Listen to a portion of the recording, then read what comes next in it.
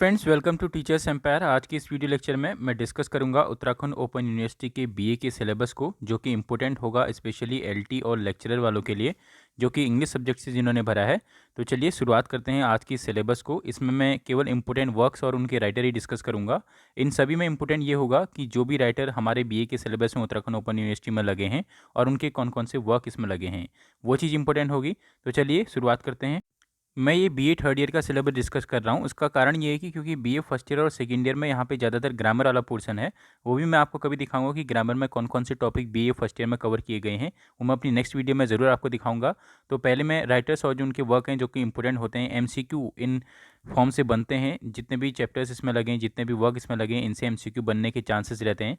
इसलिए मैं आपको सीधे वर्क और उनके राइटर बताऊँगा। पहली यूनिट जो लगती है इसमें वो है श्री अरविंदो की, जो कि आपको पता है इंडियन राइटर हैं। इन्होंने हु नाम की पोएम लिखी और इसके साथ साथ अ ड्रीम ऑफ सरल साइंस भी लिखी थी। किसने लिखी है? श्री अरविंदो ने। दूसरा जो इसमें बात करूँ मैं, सरोजनी नायडू, जो कि इंडियन राइटर हैं। इन्होंने इंडियन व्यूवर्स लिखी थी। इसके साथ साथ द बाजार्स ऑफ हैदराबाद लिखी है सरोजनी नायडू ने। ये भी एक इंडियन राइटर हैं और श्री अरविंदो भी एक इंडियन राइटर हैं। इसके साथ साथ जो नज़ीम इज़ैकिल, जो कि थर्ड यूनिट में इनके नज़ीम इज़ैकिल लगते हैं। नज़ीम इज़ैकिल जो कि जाने जाते हैं अपने बहुत ही फेमस वर्क के लिए, नाइट ऑफ द स्कॉर्पियन और poet lover and bridge watcher के लिए। और आपको पता होगा नज़ीम इज़ैकिल वैसे ही कैसे पोएट हैं, जेविस पोएट हैं, जो कि जेविस कास्ट से बिलोंग करते हैं। अब मैं बढ़ता हूँ नेक्स्ट राइटर की ओर। जो नेक्स्ट राइटर हैं वो हैं आपके कमला दास। कमला दास जो कि बहुत ही फेमस नाम है इंडिया में।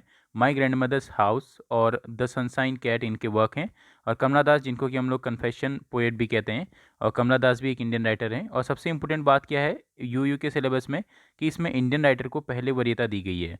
यानी इंडियन पोइट्री को इसमें काफ़ी ज़्यादा इसमें पार्ट दिया गया है। तो इसलिए ये राइटर्स तो काफ़ी इंपॉर्टेंट होंगे आपके एलटी के एग्जाम के लिए। श्री अरविंदो, सरोजिनी नायडू, नज़ीम इज़ैकिल और कमला दास। उनकी बायोग्राफीज़, इनका बर्थ और इनको कौन कौन से प्राइज़ मिले थे। जैसे आपको पता होगा कि जो इसमें सरोजिनी नायडू हैं, ये उत्तर प्रदेश की राज्यपाल भी रही हैं।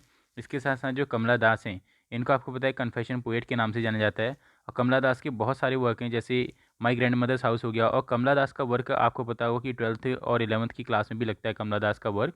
और श्री अरविंदो जो कि एक नए राइटर हैं और काफ़ी इनसे माइन्यूट से क्वेश्चन बनेंगे। जैसे जो एक पोएम है इनकी, हु पोएम किसने लिखी, ये सुना नहीं होता है किसी ने, लेकिन जो इंपॉर्टेंट वर्क हैं जो यूनिवर्सिटी में लिखे हैं, इनसे ही एमसीक्यू आपके क्रिएट होंगे। तो चलिए अब मैं बढ़ता हूँ दूसरी यूनिट की ओर, जो इसमें ब्लॉक 2 दिया गया है यूयू के सिलेबस में।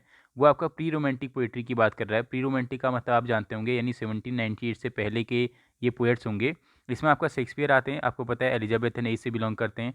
सोनेट नंबर 65, ये लाइन हो सकता है हूबहू पूछ ले, since brass nor stone nor earth nor boundless सी।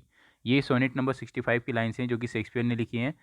सोनेट नंबर 116 का क्या नाम है? Let not the marriage of true minds. इनकी लाइन्स भी पूछ सकता है। तो ये शेक्सपियर के वर्क जो कि यूयू के बीए के सिलेबस में लगे हैं।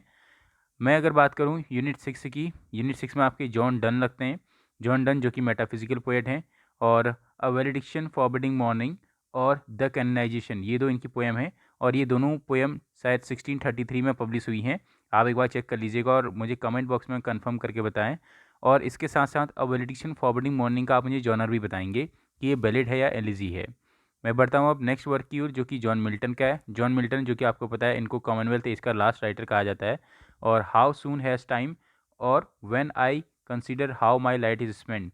When I consider how my light is spend का एक और टाइटल है जो आपको पता होगा, आप मुझे इसको कमेंट बॉक्स में बताएंगे। तो जॉन मिल्टन की ये जो when I consider how my light is spend है, इसका जॉनर क्या है? ये एक सोनेट है। ठीक है। अब मैं बढ़ता हूँ नेक्स्ट राइटर यानी अलेक्जेंडर पोप की ओर। अलेक्जेंडर पोप जो कि जाने जाते हैं किसके लिए? फ्रॉम एसे ऑन मैन और एपिस्टल फर्स्ट के लिए।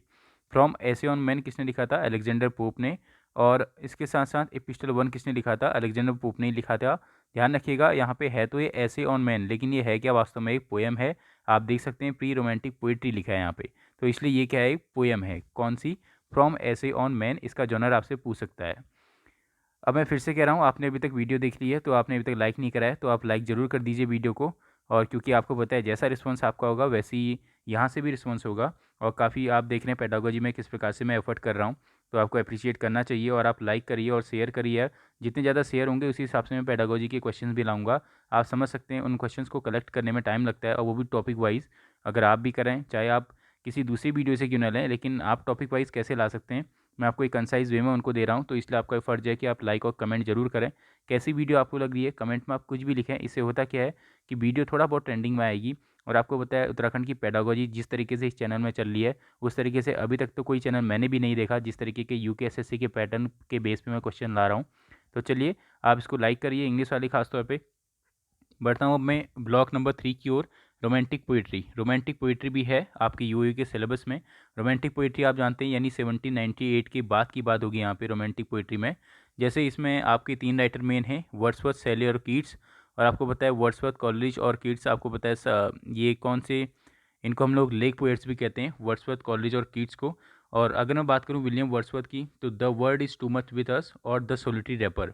The world is too much with us और द सोलिटरी रैपर, ये 2 पोएम्स विलियम वर्ड्सवर्थ की काफ़ी फेमस पोएम इनमें लगी हैं। अब आप मुझे इन दोनों का जॉनर आप प्लीज़ बताइएगा मुझे कमेंट बॉक्स में कि the world is too much with us और द सोलिटरी रैपर इनका जॉनर क्या है। इसके साथ साथ आपको पता है कि जो ये द सोलिटरी रैपर है ये काफ़ी फेमस पोएम मानी जाती है, इसके कोटेशन बहुत इंपॉर्टेंट हैं। अब मैं बात करूं अगर पीबी शैली की, पीबी शैली जो कि इन तीनों पोएट में सबसे मोस्ट लिरिकल पोएट हम बोलते हैं पीबी शैली को। और Ode to the West Wind लिखी थी इन्होंने। इसके साथ साथ द क्लाउड करके इनकी एक पोएम है, Ode to the West Wind और द क्लाउड करके इनकी एक पोएम है। और मैं बढ़ता हूँ अब जॉन कीट्स की ओर। ला बेली डेम्पसन्स मर्सी अ बैलेट, ला बेली डेम्पसन्स मर्सी अ बैलेट और ओ टू द नाइटिंगेल इनकी पोएम है, ओ टू अ नाइटिंगेल इनकी पोएम है। और ला बेली डेम्पसन्स मर्सी करके भी एक इनकी पोएम है। अच्छा ये बताइए क्या ओ टू अ नाइटिंगेल और अ नाइटिंगेल नाम की भी कोई पोएम है? आप मुझे कमेंट बॉक्स में बताएंगे, अगर हैं तो उसके राइटर का नाम आप मुझे बताएंगे। मैं इसलिए क्वेश्चन पूछ रहा हूँ ताकि आप लोग सर्च आउट करें। और ऐसे ही आपको पता होगा वेस्टलैंड और द वेस्टलैंड में भी शायद थोड़ा सा डिफरेंस है, तो आप देखिएगा इनको। और नेक्स्ट अब मैं बढ़ता हूँ विक्टोरियन पोइट्री की ओर। विक्टोरियन पोइट्री आप जानते हैं कहाँ से स्टार्ट होती है, 1837 से स्टार्ट होती है विक्टोरियन पोइट्री। मैं आपको डिटेल इसलिए दे रहा हूँ क्योंकि आप कंफ्यूज हो जाएंगे। बहुत सारे फैक्टर अगर आपको नहीं मिलेंगे, चाहे वो मेरी तरफ से मिले किसी और की तरफ से मिले, इसलिए आप ज़्यादा चैनल्स ना देखें। और जितनी आपकी नॉलेज है उतना बहुत है एलटी के लिए और या लेक्चरर के लिए। तो क्योंकि लिटरेचर तो उसका ना आदि है ना अंत है। अभी अगर मैं आपको अल्फ्रेड लॉर्ड टेनिसन के 2 ऐसे फैक्टर बता दूं जो आपको ना पता हूं, लेकिन वो फैक्टर किस काम के अगर वो एग्जाम में ही ना आए, तब मैं आपसे इन क्वेश्चंस को देखने के लिए कहता हूं। अगर आपको मिले तो ठीक है, आप कमेंट करके बता सकते हैं, अदरवाइज ऐसा कोई इशू नहीं है, ठीक है। लेकिन आप लाइक ज़रूर करें वीडियो को। मैं फिर से कह रहा हूँ ये बहुत एक ज़रूरी चीज़ है हम लोगों के लिए भी। कोई भी यूट्यूबर है वो बस यही चाहता है आपसे, क्योंकि इतनी जल्दी एजुकेशन चैनल ग्रो नहीं करते हैं। तो चलिए मैं बढ़ता हूँ विक्टोरियन पोइट्री की ओर। आपका टाइम बहुत इंपॉर्टेंट है। तो अल्फ्रेड लॉर्ड टेनिसन की अगर मैं बात करूँ तो सबसे पहले तो आपको ये समझना है इनमें कि ये कौन कौन सी एज से आ रहे हैं राइटर। अगर वो बात करेगा, बेसिक सा क्वेश्चन ये बन सकता है कि अल्फ्रेड लॉर्ड टेनिसन कौन सी एज से बिलोंग करते हैं, तो आपको पता होना चाहिए कि विक्टोरियन एज से बिलोंग करते हैं। मैथ्यू अर्नोल्ड कौन सी एज से बिलोंग करते हैं, तो आपको पता होना चाहिए कि विक्टोरियन एज से बिलोंग करते हैं। लेकिन वो ऐसे राइटर्स नहीं पूछेगा जो बहुत फेमस हैं, वो आपसे पूछ देगा जैसे वॉल्टर स्कॉट कौन सी एज से बिलोंग करते हैं, तो आदमी थोड़ा बहुत वहाँ पे कंफ्यूज हो जाता है कि वॉल्टर स्कॉट कौन सी एज के थे। ऐसे ही आपसे पूछ देगा कि होरेस वॉलपोले कौन सी एज से बिलोंग करते हैं। अगर आपको पता हो तो आप कमेंट बॉक्स में आप मुझे बताइएगा। इसके साथ साथ जैक्वेस डेरिडा ये कौन सी एज से बिलोंग करते हैं, ये भी आप मुझे बताइएगा। अब मैं बढ़ता हूँ राइटर्स की ओर। अल्फ्रेड लॉर्ड टेनिसन जो कि यूलिसिस लिखी है जिन्होंने, और ब्रेक ब्रेक ब्रेक लिखी है। अब ये ब्रेक ब्रेक ब्रेक क्या है, एक एलिजी है और एक किसकी टाइप पे लिखी थी, कमेंट बॉक्स में आप मुझे बताएंगे। यूलिसिस भी लिखी है किसने, अल्फ्रेड लॉर्ड टेनिसन ने। अच्छा यूलिसिस पोइट्री तो किसने लिखी है, अल्फ्रेड लॉर्ड टेनिसन ने। ये यूलिसिस नाम का प्रोस वर्क किसने लिखा है, वो आपका मुझे कमेंट में इंतजार रहेगा, आप इसका आंसर देंगे। और जितना ज़्यादा हो सके आप कमेंट करिए और आंसर्स ही कमेंट करिए। चलिए अब मैं बढ़ता हूँ नेक्स्ट राइटर यानी रॉबर्ट ब्राउनिंग की ओर। आपको पता है इनको क्या बोला जाता है, फादर ऑफ ड्रामेटिक मोनोलॉग बोला जाता है। प्रोफाइरियास लवर के लिए जाने जाते हैं। और ये जो प्रोफाइरियास लवर इनकी पोएम है, आपको बताना चाहिए जो इसमें प्रोफाइरिया नाम की एक लड़की है और इसमें एक लव और सेक्स के बीच में कुछ कॉन्फ्लिक्ट दिखाया गया है इस पोएम में। नेक्स्ट है आपका my last touches. My last touches भी किसकी है, रॉबर्ट ब्राउनिंग की पोएम है। नेक्स्ट अगर मैं बात करूँ मैथ्यू अर्नोल्ड की, तो ये भी विक्टोरियन एज के राइटर है मैथ्यू अर्नोल्ड। इन्होंने डोवर बीच लिखी थी, इसके साथ साथ इन्होंने द 4 सेकंड मरमैन लिखी थी। आपसे रिक्वेस्ट है कि आप डोवर बीच, इसका जॉनर क्या है आप ये मुझे बताएंगे। अगर मैं डोवर बीच का आपको अगर मैं इसका ईयर बताना चाहूँ तो शायद 1867 इसका ईयर है डोवर बीच का। कन्फर्म करेंगे आप। डोवर बीच की अगर मैं बात करूँ तो डोवर बीच जो कि आपने मुझे इसका क्या बताना है, जॉनर बताना है कि डोवर बीच का जॉनर क्या है, ठीक है। और द 4 सेकंड मरमैन भी बहुत फेमस पोएम है मैथ्यू अर्नोल्ड की। और डोवर बीच का मैंने आपको ईयर भी आपने कंफर्म करना है कि डोवर बीच का ईयर क्या है। कंफर्म करना है, मैं किस लिए बोल रहा हूँ, ताकि आप कमेंट करें और आपको याद रहे। ये बेसिक सा क्वेश्चन बन जाएगा क्योंकि बहुत फेमस पोएम मानी जाती है डोवर बीच जो कि मैथ्यू अर्नोल्ड की है। बढ़ता हूँ अब मैं नेक्स्ट ब्लॉक की ओर। यहाँ पे ब्लॉक नंबर 5 आपको दिया गया है। मॉडर्न अमेरिकन पोएट्री को इसमें कंक्लूड किया गया है। अब मैं बात करता हूँ अगर मॉडर्न अमेरिकन पोएट्री की, तो मॉडर्न अमेरिकन पोएट्री में जो उत्तराखंड ओपन यूनिवर्सिटी में जो चीज़ें लग रही हैं उनमें कौन कौन से आते हैं, W.B. यीट्स की द सेकेंड कमिंग और इसके साथ साथ बाइजेंटियम। द सेकेंड कमिंग और बाइजेंटियम यहाँ पे पोएम है। और आपको पता है बाइजेंटियम और सेलिंग टू बाइजेंटियम 2 पोएम है डब्ल्यू बी येट्स की। बाइजेंटियम और सेलिंग टू बाइजेंटियम 2 पोएम है। आप इन दोनों पोएम का मुझे ईयर बताएंगे कमेंट बॉक्स में कि बाइजेंटियम कब पब्लिश हुई और सेलिंग टू बाइजेंटियम कब पब्लिश हुई। ठीक है, अब मैं बात करता हूँ किसकी, द सेकंड कमिंग। आपको पता है डब्ल्यू बी येट्स की बहुत फेमस पोएम है द सेकंड कमिंग। और इसकी थीम अगर कोई कमेंट कर सके तो आप प्लीज़ इसमें कमेंट करिएगा। और जिसमें सेकंड कमिंग है, इसमें सेकंड कमिंग किसके कमिंग की बात करता है ये आप मुझे बताइएगा। नेक्स्ट आपका आता है टी एस इलियट, जिन्होंने क्या लिखा था, द हॉलो मैन लिखी थी टी एस इलियट ने। The hollow man T S Eliot की पोएम है। इसके साथ साथ the journey of the Maggi भी टी एस इलियट की पोएम है। The journey of the Maggi भी टी एस इलियट की पोएम है। आप अगर चाहें तो आप मेरी ये मैगी करके मैंने काफ़ी वर्क बताए हैं कौन सी वाली वीडियो में, जिसमें मैंने एनसीईआरटी की क्लास 7 की बुक डिस्कस करी है, उसको जाके देख सकते हैं। The journey of the Maggi है और इसके साथ साथ द मैगी करके भी एक वर्क है। और काफ़ी ये मैगी नाम के काफ़ी वर्क बनते हैं, वो मैंने सभी डिस्कस किए हैं, आप देख लीजिएगा उस वीडियो में। क्योंकि मैं अभी इसमें सारा कंक्लूड करके बताऊंगा तो मैं खुद भी कंफ्यूज हो जाऊंगा।